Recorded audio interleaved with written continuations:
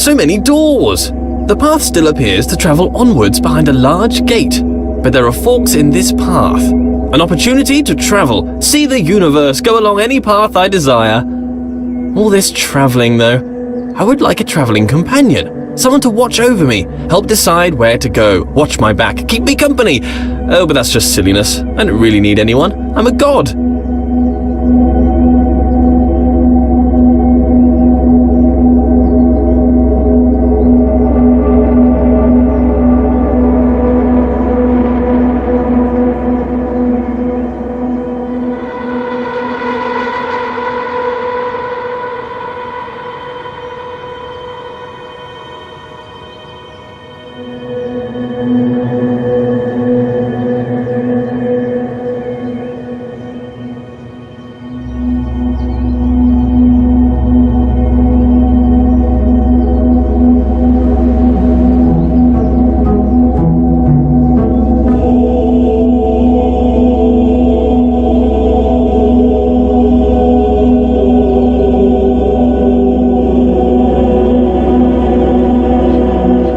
This world has rules, clearly. For one, I cannot walk through walls, which is disturbing. You'd think if I was a god, I could do what I wished. For the most part, I don't appear to be in control. Perhaps my subconscious is keeping the world in shape. Subconscious. A powerful part of mind, all along unobserved, subtle. I wonder what resides in this subconscious. Those thoughts that I'm not aware of. Not all of my decisions are wisely made under the full power of cognition. Some decisions are made outside of the conscious self. I seem to observe a lot of my actions with little or no control over them. I must still own these actions.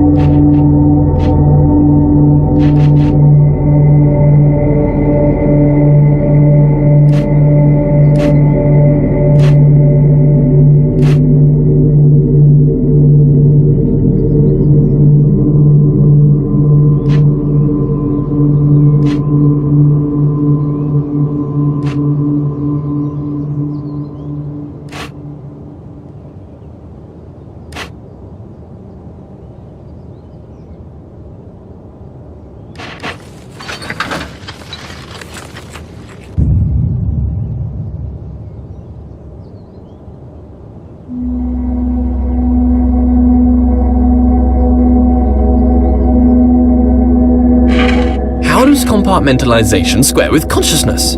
This subconscious, what's that doing? Keeping secret knowledge. Even as a god, the idea of trudging through my subconscious is somewhat nightmarish. Some things best not known, even for the all-knowing.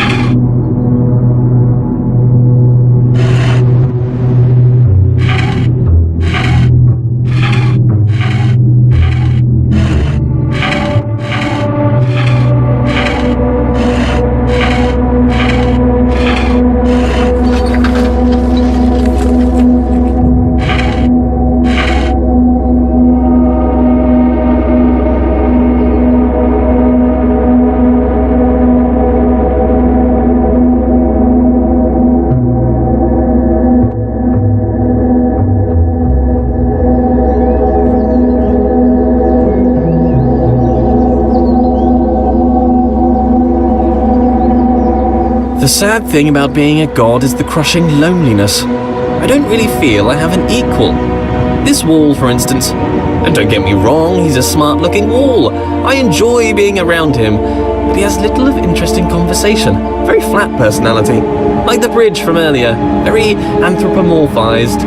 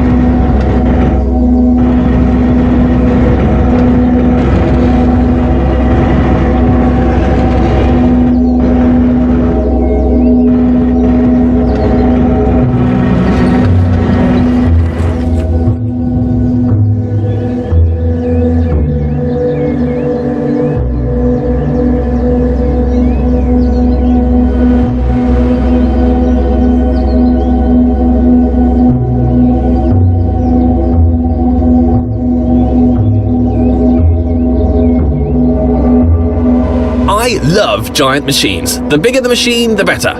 This is my idea of heaven. There's something about a giant machine that screams godlike. Me and my machines, animated, as if alive, but really just acting inside a closed system. They give the impression they are full of life, but they are just wheels and cogs that turn in time. Ticking, clicking, and clacking contraptions.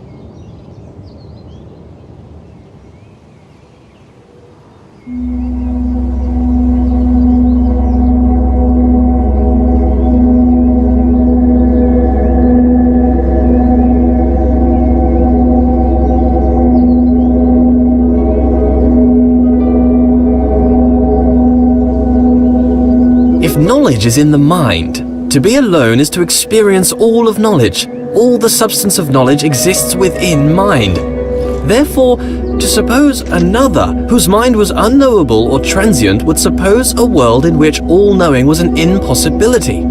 So it follows that being alone serves as a proof of my deity. In this way, it is a comfort to me that I am alone. Others would be a difficult problem.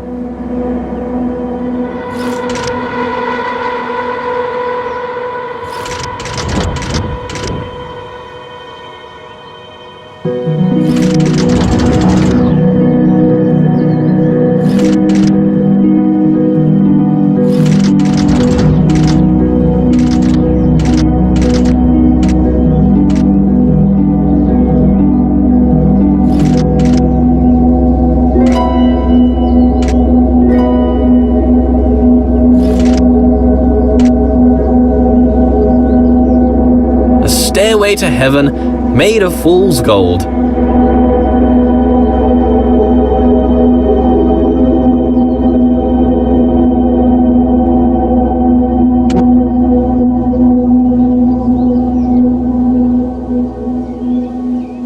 Being alone is important. If one does not hear both parts of a conversation, one cannot have a full idea of what is discussed. To be alone is to know the whole story.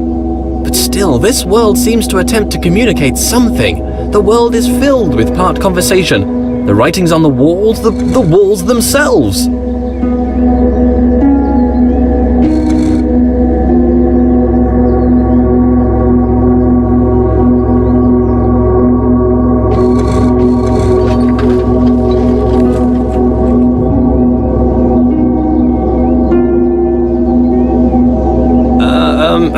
Let there be yet more light.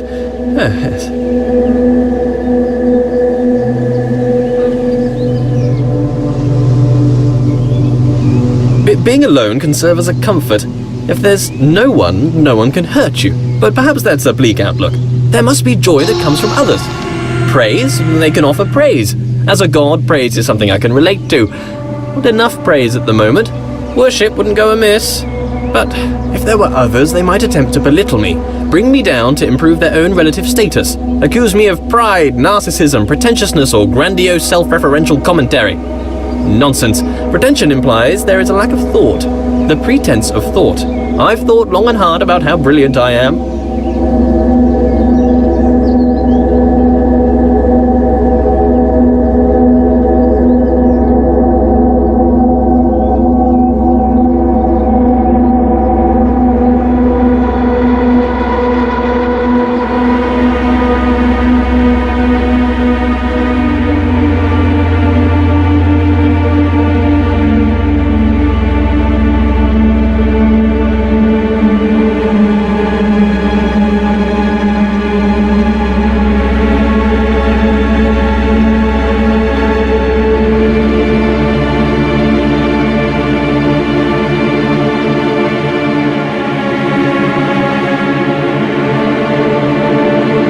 It doesn't take a genius to see that I am a genius. Comparative statements are somewhat redundant when you're the lone wanderer of the universe. I think I'd like a goddess to share this with. We could walk around and talk about gold, perhaps waste away the time discussing how brilliant I am. She could bask in my intellect and compliment me on my immense wealth. Perhaps she'd look like me too. Obviously she couldn't be as handsome, that would be unthinkable. Could I create a goddess more majestic than myself? Could I create a rock that I couldn't lift? Well, apparently I can create doors I cannot open. What does a goddess do, though? Quite clearly, I'm busy doing all this god stuff. Walking about, thinking about stuff, solving problems, inventing problems to solve. Would she be my helper, or off doing her own thing? I mean, I'm a pretty big deal. If I had a goddess, I'd assume she'd want to be around me most of the time. But I feel like I'm too busy with all these challenges to possibly give her all of my attention. I mean, to be fair, it's likely to destroy her given my godlike intensity. Maybe I'd make her in my image. That would be amazing! 2 of me! Oh, we'd have so much in common! I'd quite like her to be lively. Well, first, she'd have to be alive. Being alive is somewhat a prerequisite for being lively. Not created life yet.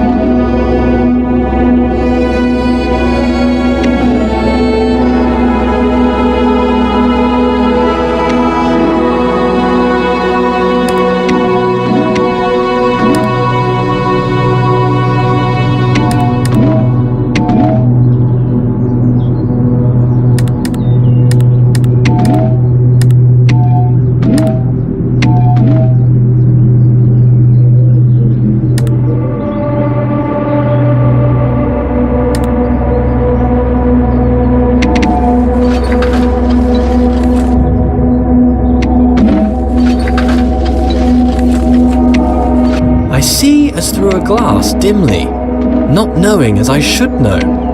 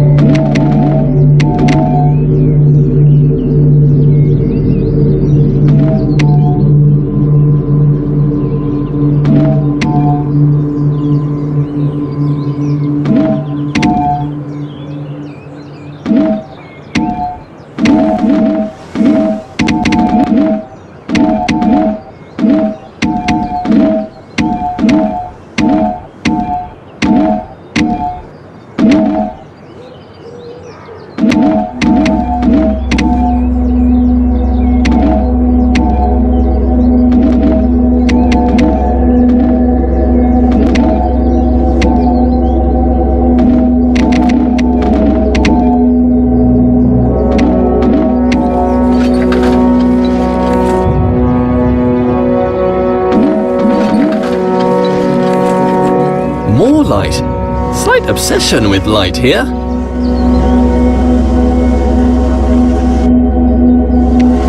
I'm done here.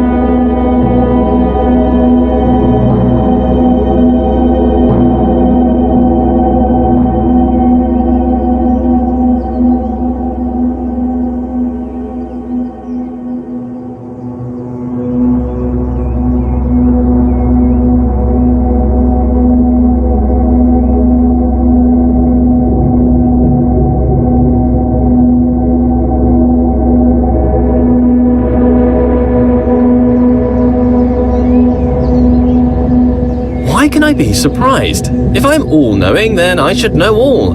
Perhaps there is a moment when knowledge is created.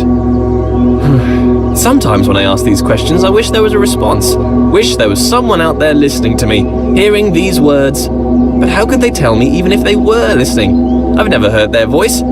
If a voice came down from the sky to talk to me, I'd probably think I was crazy. But in case anyone's listening, I have a surplus of gold. If you'd like to pop by my universe, I could give you some. Friendship for gold, straight up trade.